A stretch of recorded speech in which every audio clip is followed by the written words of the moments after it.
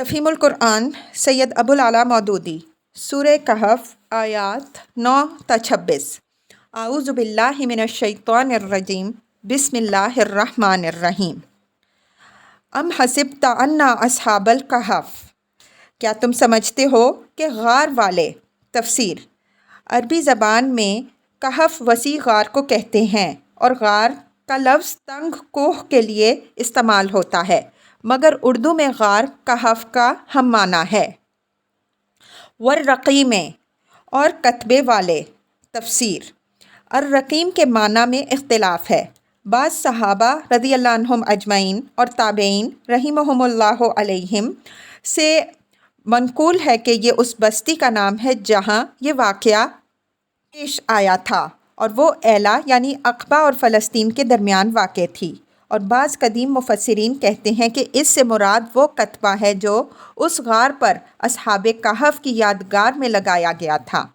مولانا ابوالکلام آزاد نے اپنی تفسیر ترجمان القرآن میں پہلے معنی کو ترجیح دی ہے، اور یہ خیال ظاہر کیا ہے کہ یہ مقام وہی ہے جسے بائبل کی کتاب یشوع باب 18 آیت 27 میں رقم یا راقم کہا گیا ہے۔ پھر وہ ان نبطیوں کے مشہور تاریخی مرکز پیٹرا کا قدیم نام قرار دیتے ہیں، لیکن انہوں نے اس بات پر غور نہیں فرمایا کہ کتاب یشوع میں راقم یا رقم کا ذکر بنی ابن یمین کی میراث کے سلسلے میں آیا ہے، اور خود اسی کتاب کے بیان کی روح سے اس قبیلے کی میراث کا علاقہ دریائے اردن اور بحر لوط کے مغرب میں واقع تھا، جس میں پیٹرا کے ہونے کا کوئی امکان نہیں۔ پیٹرا کے کھنڈر جس علاقے میں پائے گئے ہیں اس کے اور بنی بن یمین کی میراث کے درمیان میں تو یہودا اور ادومیہ کا پورا علاقہ حائل تھا۔ اسی بنا پر جدید زمانے کے محققین آثار قدیمہ نے یہ بات ماننے میں سخت تأمل کیا ہے کہ پیٹرا اور راقم ایک چیز ہے۔ ہمارے نزدیک صحیح بات یہی معلوم ہوتی ہے کہ رقیم سے مراد کتبہ ہے۔ کانوا من آیاتنا عجبا، ہماری کوئی عجیب نشانیوں میں سے تھے۔ تفسیر: یعنی کیا تم نے خدا کی قدرت سے، جس نے زمین و آسمان کو پیدا کیا، اس بات کو کچھ بعید سمجھا کہ وہ چند آدمیوں کو 200-300 سال تک سلائے رکھے اور پھر ویسا ہی جوان و تندرست جگہ اٹھائے جیسے وہ سوئے تھے؟ اگر سورج اور چاند اور زمین کی تخلیق پر تم نے کبھی غور کیا ہوتا تو تم ہرگز یہ خیال نہ کرتے کہ خدا کے لیے یہ کوئی بڑا مشکل کام ہے۔ اذ اول فتیۃ الی الکہف، جب وہ چند نوجوان غار میں پناہ گزین ہوئے، فقالوا ربنا آتنا من لدنک رحمہ، اور انہوں نے کہا کہ اے پروردگار، ہم کو اپنی رحمت خاص سے نواز، وہیئ لنا من امرنا رشدا، اور ہمارا معاملہ درست کر دے۔ فضربنا علی آذانہم فی الکہف سنین عددا، تو ہم نے انہیں اسی غار میں تھپک کر 16 سال کے لیے گہری نیند سلا دیا۔ ثم بعثناہم، پھر ہم نے انہیں اٹھایا، لنعلم ای الحزبین احصیٰ لما لبثوا امدا، تاکہ دیکھیں کہ ان دونوں گروہوں میں سے کون اپنی مدت قیام کا ٹھیک شمار کرتا ہے۔ نحن نقص علیک نبأہم بالحق، ہم ان کا اصل قصہ تمہیں سنائے دیتے ہیں۔ تفسیر: اس قصے کی قدیم ترین شہادت شام کے ایک عیسائی پادری جیمز سروجی کے مواعظ میں پائی گئی ہے، جو سریانی زبان میں لکھتے تھے۔ یہ شخص اصحاب کہف کی وفات کے چند سال بعد 452 عیسوی میں پیدا ہوا تھا، اور اس نے 474 عیسوی کے لگ بھگ زمانے میں اپنے یہ مواعظ مرتب کیے تھے۔ ان مواعظ میں وہ اس پورے واقعے کی بڑی تفصیل کے ساتھ بیان پیش کرتا ہے۔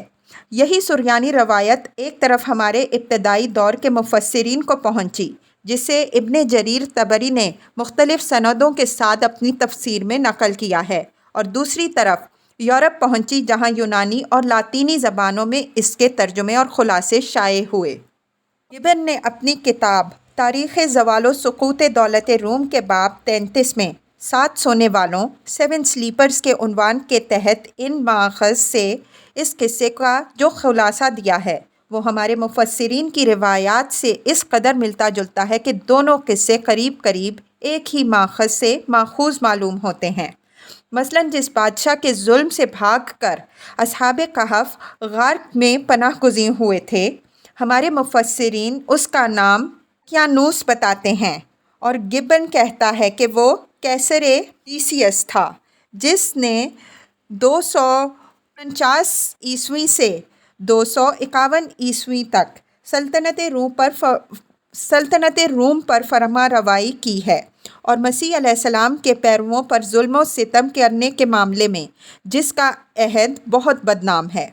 جس شہر میں یہ واقعہ پیش آیا اس کا نام ہمارے مفسرین افیسس یا افسوس لکھتے ہیں، اور گبن اس کا نام ایفیسس بتاتا ہے، جو ایشیائے کوچک کے مغربی ساحل پر رومیوں کا سب سے بڑا شہر اور مشہور بندرگاہ تھا، جس کے کھنڈر آج موجودہ ترکی کے شہر ازمیر سے 20-25 میل بجانب جنوب پائے جاتے ہیں۔ پھر جس بادشاہ کے عہد میں اصحاب کہف جاگے اس کا نام ہمارے مفسرین تیزوسیس لکھتے ہیں، اور گبن کہتا ہے کہ ان کے بعد کا واقعہ کیسر تھیوڈوسس ثانی کے زمانے میں پیش آیا، جو رومی سلطنت کے عیسائیت قبول کر لینے کے بعد 408 عیسوی سے 450 عیسوی تک روم کا قیصر رہا۔ دونوں بیانات کی مماثلت کی حد یہ ہے کہ اصحاب کہف نے بیدار ہونے کے بعد اپنے جس رفیق کو کھانا لانے کے لیے شہر بھیجا تھا اس کا نام ہمارے مفسرین مملخا بتاتے ہیں، اور گبن اسے مملچوس لکھتا ہے۔ قصے کی تفصیلات دونوں روایتوں میں یکساں ہیں، اور ان کا خلاصہ یہ ہے کہ کیسر ڈیسیس کے زمانے میں جب مسیح علیہ السلام کے پیرووں پر سخت ظلم و ستم ہو رہے تھے، یہ 7 نوجوان ایک غار میں جا بیٹھے تھے۔ پھر کیسر تھیوڈوسس کی سلطنت کے 38ویں سال یعنی تقریباً 445 یا 446 عیسوی یہ لوگ بیدار ہوئے، جبکہ پوری رومی سلطنت مسیح علیہ السلام کی پیرو بن چکی تھی۔ اس حساب سے غار میں ان کے رہنے کی مدت تقریباً 196 سال بنتی ہے۔ بعض مستشرقین نے اس قصے کو قصہ اصحاب کہف کا مترادف ماننے سے اس بنا پر انکار کیا ہے کہ آگے قرآن ان کے قیام غار کی مدت 309 سال بیان کرتا ہے، لیکن اس کا جواب ہم حاشیہ 25 میں دیں گے۔ اس سریانی روایت اور قرآن کے بیان میں کچھ جزوی اختلافات بھی ہیں، جن کو بنیاد بنا کر گبن نے نبی صلی اللہ علیہ وسلم پر جہالت کا الزام لگایا، حالانکہ جس روایت کے اعتماد پر وہ اتنی بڑی جسارت کر رہا ہے اس کے متعلق وہ خود مانتا ہے کہ وہ اس واقعے کے 30-40 سال بعد شام کے ایک شخص نے لکھی ہے، اور اتنی مدت کے اندر زبانی روایات کے ایک ملک سے دوسرے ملک تک پہنچنے میں کچھ نہ کچھ فرق ہو جایا کرتا ہے۔ اس طرح کی ایک روایت کے متعلق یہ خیال کرنا کہ وہ حرف بحرف صحیح ہے اور اس سے کسی جز میں اختلاف ہونا لازماً قرآن ہی کی غلطی ہے، صرف ان ہر دھرم لوگوں کو زیب دیتا ہے جو مذہبی تعصب میں عقل کے معمولی تقاضوں تک کو نظر انداز کر جاتے ہیں۔ اِنَّهُمْ فِتْيَةٌ آمَنُوا بِرَبِّهِمْ، وہ چند نوجوان تھے جو اپنے رب پر ایمان لے آئے، وَزِدْنَاهُمْ هُدًى، اور ہم نے ان کو ہدایت میں ترقی بخشی۔ تفسیر یعنی جب وہ سچے دل سے ایمان لے آئے تو اللہ نے ان کی ہدایت میں اضافہ کیا اور ان کو یہ توفیق بخشی کہ حق اور صداقت پر ثابت قدم رہیں اور اپنے آپ کو خطرے میں ڈال لینا گوارا کر لیں، مگر باطل کے آگے سر نہ جھکائیں۔ وَرَبَطْنَا عَلَىٰ قُلُوبِهِمْ، ہم نے ان کے دل اس وقت مضبوط کر دیے۔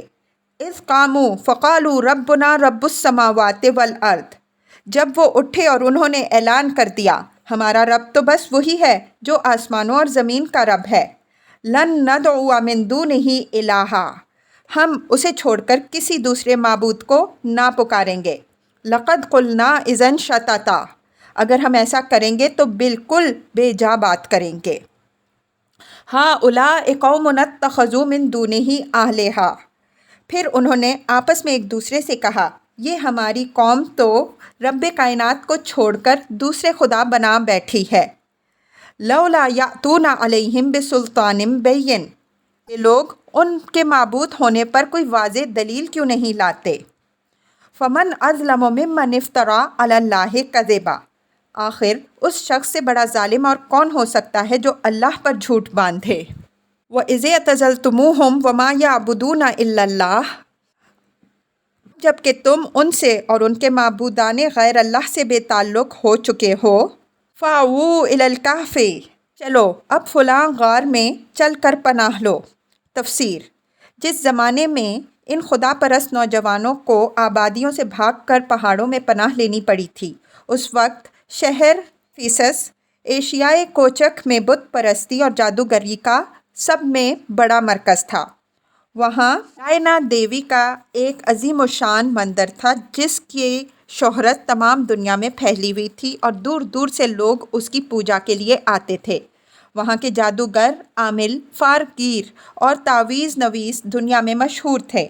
شام و فلسطین اور مصر تک ان کا کاروبار چلتا تھا اور اس کاروبار میں یہودیوں کا بھی اچھا خاصا حصہ تھا جو اپنے فن کو حضرت سلیمان علیہ السلام کی طرف منسوب کرتے تھے۔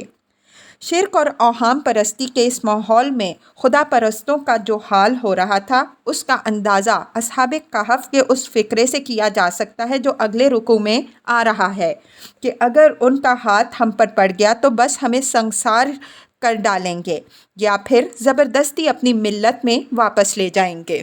ینشر لکم ربکم من رحمتہ، تمہارا رب تم پر اپنی رحمت کا دامن وسیع کرے گا۔ وَيُهَيِّئْ لَكُم مِّنْ أَمْرِكُم مِّرْفَقًا، اور تمہارے کام کے لیے سر و سامان مہیا کر دے گا۔ وَتَرَى الشَّمْسَ إِذَا طَلَعَت تَّزَاوَرُ عَنْ كَهْفِهِمْ ذَاتَ الْيَمِينِ، غار میں دیکھتے تو تمہیں یوں نظر آتا کہ سورج جب نکلتا ہے تو ان کے غار کو چھوڑ کر دائیں جانب چڑھ جاتا ہے۔ تفسیر: بیچ میں یہ ذکر چھوڑ دیا گیا کہ اس قرارداد باہمی کے مطابق یہ لوگ شہر سے نکل کر پہاڑوں کے درمیان ایک غار میں جا چھپے تاکہ سنسار ہونے یا مجبوراً مرتد ہونے سے بچ سکیں۔ اذا غربت تقرضهم ذات الشمال، جب غروب ہوتا تو ان سے بچ کر بائیں جانب اتر جاتا۔ وہم فی فجوۃ منہ، اور وہ ہیں کہ غار کے اندر ایک وسیع جگہ پر پڑے ہوئے ہیں۔ تفسیر: یعنی ان کے غار کا داہنا شمال کی رخ تھا جس کی وجہ سے سورج کی روشنی کسی موسم میں بھی اندر نہ پہنچتی تھی اور باہر سے گزرنے والا یہ نہ دیکھ سکتا تھا کہ اندر کون ہے۔ ذالک من آیات اللہ، یہ اللہ کی نشانیوں میں سے ہے۔ من یہد اللہ فہو المہتد، جس کو اللہ ہدایت دے دے وہی ہدایت پانے والا ہے۔ ومن یضلل فلن تجد لہ ولیا مرشدا، اور جسے اللہ بھٹکا دے اس کے لیے تم کوئی ولی مرشد نہیں پا سکتے۔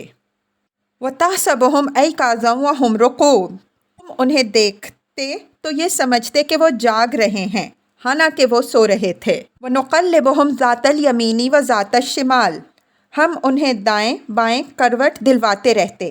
تفسیر: یعنی اگر باہر سے کوئی جھانک کر دیکھتا بھی تو ان 7 آدمیوں کو وقتاً فوقتاً کروٹیں لیتے رہنے کی وجہ سے وہ یہی گمان کرتا کہ یہ بس یوں ہی لیٹے ہوئے ہیں، سوئے ہوئے نہیں ہیں۔ وَقَلْبُهُمْ بَاسِطٌ ذِرَاعَيْهِ بِالْوَسِيدِ، ان کا کتا غار کے دہانے پر ہاتھ پھیلائے بیٹھا تھا۔ لَوِ اطَّلَعْتَ عَلَيْهِمْ لَوَلَّيْتَ مِنْهُمْ فِرَارًا، اگر تم کہیں جھانک کر انہیں دیکھ لیتے تو الٹے پاؤں بھاگ کھڑے ہوتے۔ وَلَمُلِئْتَ مِنْهُمْ رُعْبًا، تم پر ان کے نظارے سے دہشت بیٹھ جاتی۔ تفسیر: یعنی پہاڑوں کے اندر ایک اندھیرے غار میں چند آدمیوں کا اس طرح موجود ہونا اور آگے کتے کا بیٹھا ہونا ایک ایسا دہشت ناک منظر پیش کرتا کہ جھانکنے والے ان کو ڈاکو سمجھ کر بھاگ جاتے، اور یہ ایک بڑا سبب تھا کہ جس کی وجہ سے ان لوگوں کے حال پر اتنی مدت تک پردہ پڑا رہا۔ کسی کو یہ جرأت نہ ہوئی کہ اندر جا کر کبھی اصل معاملے سے باخبر ہوتا۔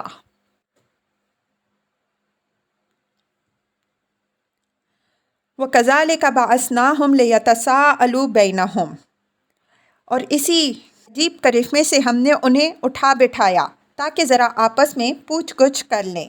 تفسیر: یعنی جیسے عجیب طریقے سے وہ سلائے گئے تھے اور دنیا کو ان کے حال سے بے خبر رکھا گیا تھا، ویسا ہی عجیب کرشمہ قدرت ان کا ایک طویل مدت کے بعد جاگنا بھی تھا۔ قال قائل منہم کم لبثتم، ان میں سے ایک نے پوچھا کہو کتنی دیر اس حال میں پڑے رہے؟ قالوا لبثنا یوما او بعد یوم، دوسروں نے کہا شاید دن بھر یا اس سے کچھ کم رہے ہوں گے۔ قالوا ربکم اعلم بما لبثتم، پھر وہ بولے اللہ ہی بہتر جانتا ہے کہ ہمارا کتنا وقت اس حالت میں گزرا۔ فَبَعَثُوا أَحَدَكُمْ بِوَرِقِكُمْ هَٰذِهِ إِلَى الْمَدِينَةِ فَلْيَنظُرْ أَيُّهَا أَزْكَىٰ طَعَامًا فَلْيَأْتِكُمْ بِرِزْقٍ مِّنْهُ، چلو اب اپنے میں سے کسی کو چاندی کا یہ سکہ دے کر شہر بھیجیں اور وہ دیکھے کہ سب سے اچھا کھانا کہاں ملتا ہے، وہاں سے وہ کچھ کھانے کے لیے لائے۔ وَلْيَتَلَطَّفْ وَلَا يُشْعِرَنَّ بِكُمْ أَحَدًا، اور چاہیے کہ ذرا ہوشیاری سے کام کرے، ایسا نہ ہو کہ وہ کسی کو ہمارے یہاں ہونے سے خبردار کر بیٹھے۔ اِنَّهُمْ إِن يَظْهَرُوا عَلَيْكُمْ يَرْجُمُوكُمْ أَوْ يُعِيدُوكُمْ فِي مِلَّتِهِمْ، اگر کہیں ان لوگوں کا ہاتھ ہم پر پڑ گیا تو بس سنسار ہی کر ڈالیں گے یا پھر زبردستی ہمیں اپنی ملت میں واپس لے جائیں گے۔ وَلَن تُفْلِحُوا إِذًا أَبَدًا، اور ایسا ہوا تو ہم کبھی فلاح نہ پا سکیں گے۔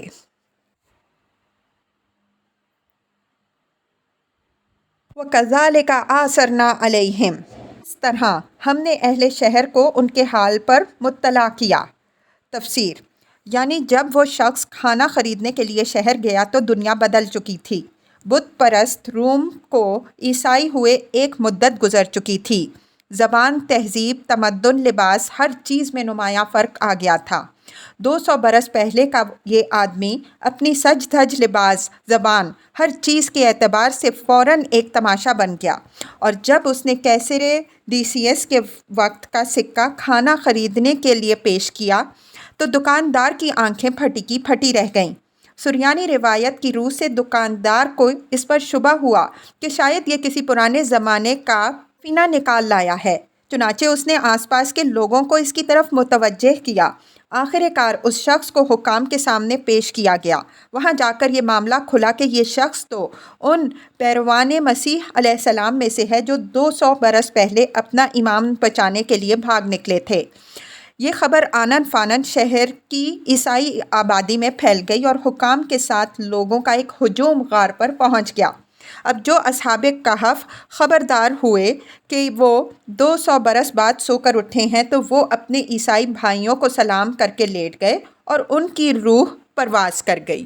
یعلموا ان وعد اللہ حق وان الساعۃ لا ریب فیہا، تاکہ لوگ جان لیں کہ اللہ کا وعدہ سچا ہے اور یہ کہ قیامت کی گھڑی بے شک آ کر رہے گی۔ تفسیر، سریانی روایت کے مطابق اس زمانے میں وہاں قیامت اور عالم آخرت کے مسئلے پر زور و شور بحث چھڑی ہوئی تھی۔ اگرچہ رومی سلطنت کے آثار سے عام لوگ مسیحیت قبول کر چکے تھے، جس کے بنیادی عقائد میں آخرت کا عقیدہ بھی شامل تھا، لیکن ابھی تک رومی شرک و بت پرستی اور یونانی فلسفے کے اثرات کافی طاقتور تھے، جن کی بدولت بہت سے لوگ آخرت سے انکار یا کم از کم اس کے ہونے میں شک کرتے تھے۔ پھر اس شک و انکار کا سب سے زیادہ جو چیز تقویت کی تھی وہ یہ تھی کہ افیسس میں یہودیوں کا بڑا مجمع موجود تھا اور ان میں سے ایک فرقہ جسے صدوقی کہا جاتا تھا آخرت کا کھلم کھلا منکر تھا۔ یہ گروہ کتاب اللہ یعنی تورات سے آخرت کا انکار پر دلیل لاتا تھا اور مسیحی علماء کے پاس اس کے مقابلے میں مضبوط دلائل موجود نہ تھے۔ متی، مرقس، لوقا تینوں انجیلوں میں صدوقیوں اور مسیح علیہ السلام کے اس مناظرے کا ذکر ہمیں ملتا ہے جو آخرت کے مسئلے پر ہوا تھا، مگر تینوں نے مسیح علیہ السلام کی طرف سے ایسا کمزور جواب نقل کیا جس کی کمزوری کو خود علماء مسیحیت بھی تسلیم کرتے ہیں۔ اسی وجہ سے منکرین آخرت کا پلہ بھاری ہو رہا تھا اور مومنین آخرت بھی شک و تذبذب میں مبتلا ہوتے جا رہے تھے۔ عین اس وقت اصحاب کہف کے بعث کا یہ واقعہ پیش آیا اور اس نے بعث بعد الموت کا ایک ناقابل انکار ثبوت باہم پہنچا دیا۔ تنازعون بینہم امرہم فقالوا بنوا علیہم بنیانا۔ اور ذرا خیال کرو کہ جب سوچنے کی اصل بات یہ تھی، اس وقت وہ آپس میں اس بات پر جھگڑ رہے تھے کہ ان اصحاب کہف کے ساتھ کیا کیا جائے۔ کچھ لوگوں نے کہا کہ ان پر ایک دیوار چن دو، ربہم اعلم بہم، ان کا رب ان کے معاملے کو بہتر جانتا ہے۔ تفسیر۔ فحوائے کلام سے ظاہر ہوتا ہے کہ یہ صالحین نصارہ کا قول تھا۔ ان کی رائے یہ تھی کہ اصحاب کہف جس طرح غار میں لیٹے ہوئے ہیں اسی طرح انہیں لیٹا رہنے دو اور غار کے دہانے کو لگا دو۔ ان کا رب ہی بہتر جانتا ہے کہ یہ کون لوگ ہیں، کس مرتبے کے ہیں اور کس جزا کے مستحق ہیں۔ قال الذین غلبوا، مگر جو لوگ ان کے معاملات پر غالب تھے۔ تفسیر۔ اس سے مراد رومی سلطنت کے ارباب اقتدار اور مسیحی کلیسا کے مذہبی پیشوا ہیں، جن کے مقابلے میں صالح العقیدہ عیسائیوں کی بات نہ چلتی تھی۔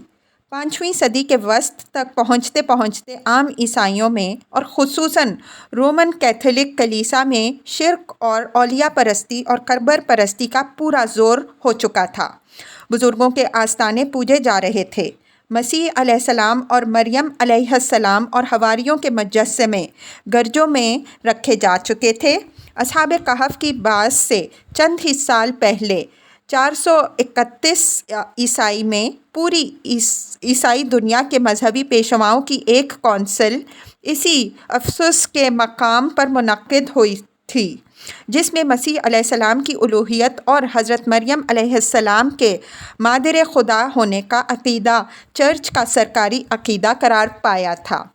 اس تاریخ کو نگاہ میں رکھنے سے صاف معلوم ہو جاتا ہے کہ الذین غلبوا علی امرہم سے مراد وہ لوگ ہیں جو سچے پیروان مسیح علیہ السلام کے مقابلے میں اس وقت عیسائی عوام کے رہنما اور سربراہ کار بنے ہوئے تھے، اور مذہبی اور سیاسی امور کی باگیں جن کے ہاتھوں میں تھیں۔ یہی لوگ دراصل شرک کے علمبردار تھے، اور انہوں نے ہی فیصلہ کیا کہ اصحاب کہف کا مقبرہ بنا کر اس کو عبادت گاہ بنایا جائے۔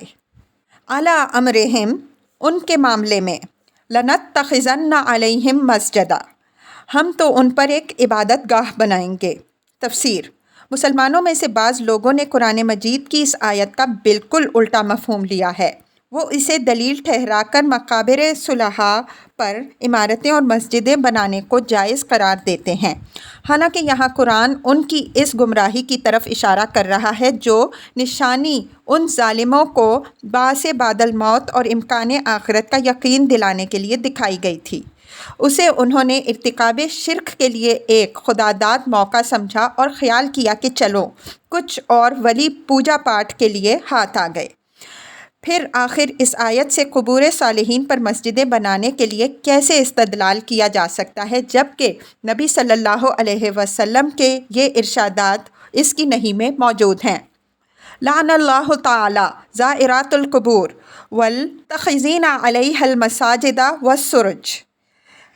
احمد، ترمذی، ابو داؤد، نسائی، ابن ماجہ۔ اللہ نے لعنت فرمائی ہے قبروں کی زیارت کرنے والی عورتوں پر اور قبروں پر مسجد بنانے اور چراغ روشن کرنے والوں پر۔ وَإِنَّ مَنْ كَانَ قَبْلَكُمْ كَانُوا يَتَّخِذُونَ قُبُورَ أَنْبِيَائِهِمْ مَسَاجِدَ فَأَنَّىٰ أَنْهَاكُمْ عَنْ ذَلِكَ۔ مسلم۔ خبردار، تم سے پہلے لوگ اپنے انبیاء علیہم السلام کی قبروں کو عبادت گاہ بنا لیتے تھے، میں تمہیں اس حرکت سے منع کرتا ہوں۔ لعن اللہ تعالی علی الیہود والنصارى اتخذوا قبور انبیائہم مساجد۔ احمد، بخاری، مسلم، نسائی۔ اللہ نے لعنت فرمائی ہے یہود اور نصارہ پر، انہوں نے اپنے انبیاء علیہم السلام کی قبروں کو عبادت گاہ بنا لیا۔ ان اولئک اذا کان فیہم الرجل الصالح فمات بنوا علی قبرہ مسجدا وصوروا فیہ تلک الصور اولئک شرار الخلق یوم القیامہ۔ احمد، بخاری، مسلم، نسائی۔ ان لوگوں کا حال یہ تھا کہ اگر ان میں کوئی مرد صالح ہوتا تو اس کے مرنے کے بعد اس کی قبر پر مسجدیں بناتے اور اس کی تصویریں تیار کرتے، یہ قیامت کے روز بدترین مخلوقات ہوں گے۔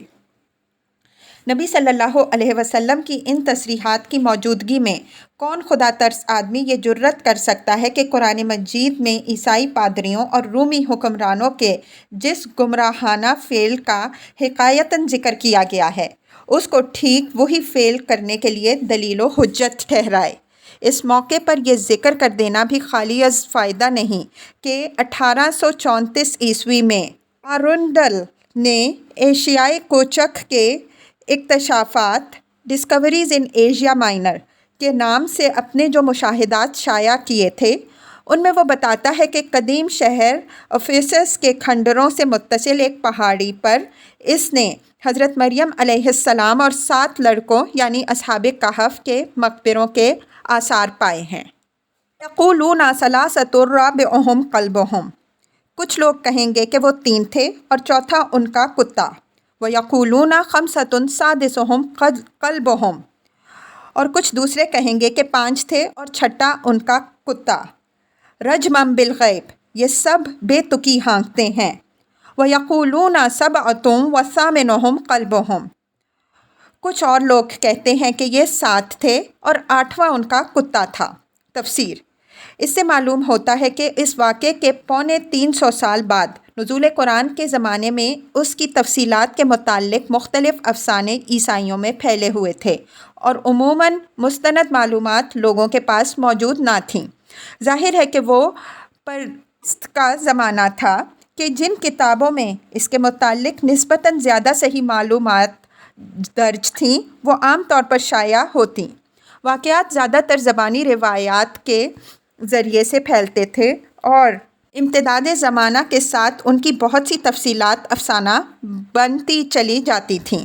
تاہم چونکہ تیسرے قول کی تردید اللہ تعالیٰ نے نہیں فرمائی، اس لیے یہ گمان کیا جا سکتا ہے کہ صحیح تعداد 7 ہی تھی۔ قُلْ رَبِّي أَعْلَمُ بِعِدَّتِهِم مَّا يَعْلَمُهُمْ إِلَّا قَلِيلٌ، کہو میرا رب ہی زیادہ بہتر جانتا ہے کہ وہ کتنے تھے، کم ہی لوگ ان کی صحیح تعداد جانتے ہیں۔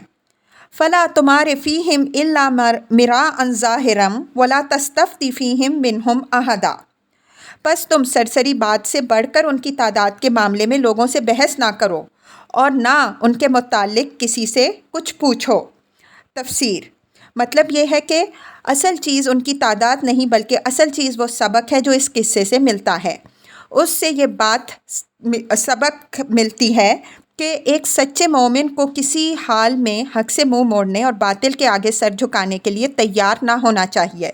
اس سے یہ سبق ملتا ہے کہ مومن کا اعتماد اسباب دنیا پر نہیں بلکہ اللہ پر ہونا چاہیے، اور حق پرستی کے لیے بظاہر ماحول میں کسی سازگاری کے آثار نظر نہ آتے ہوں تب بھی اللہ کے بھروسے پر راہ حق میں قدم اٹھا دینا چاہیے۔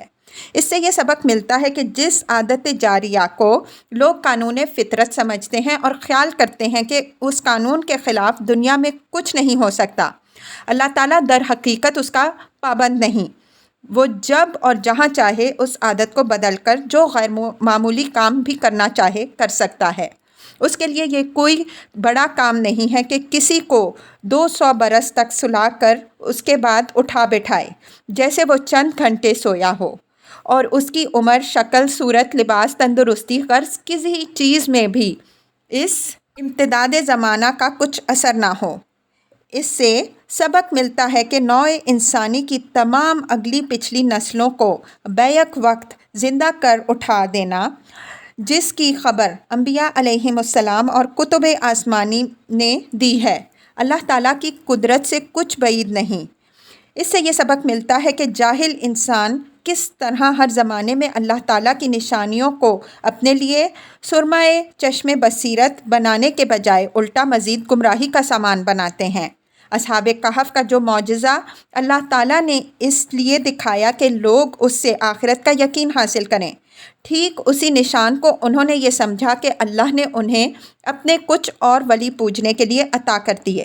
یہ ہیں وہ اصل سبق جو آدمی کو اس قصے سے لینے چاہیے، اور اس میں توجہ کے قابل یہی امور ہیں۔ ان سے توجہ ہٹا کر اس کھوج میں لگ جانا کہ اصحاب کہف کتنے تھے اور کتنے نہ تھے، اور ان کے نام کیا کیا تھے، اور ان کا کتا کس رنگ کا تھا، یہ ان لوگوں کا کام ہے جو مغز کو چھوڑ کر صرف چھلکوں سے دلچسپی رکھتے ہیں۔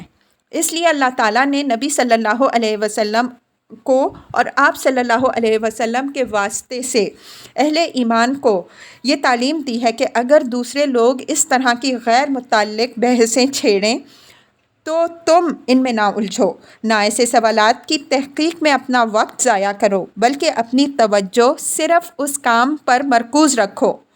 یہی وجہ ہے کہ اللہ تعالیٰ نے خود ان کی صحیح تعداد بیان نہیں فرمائی تاکہ شوق فضول رکھنے والوں کو غذا نہ ملے۔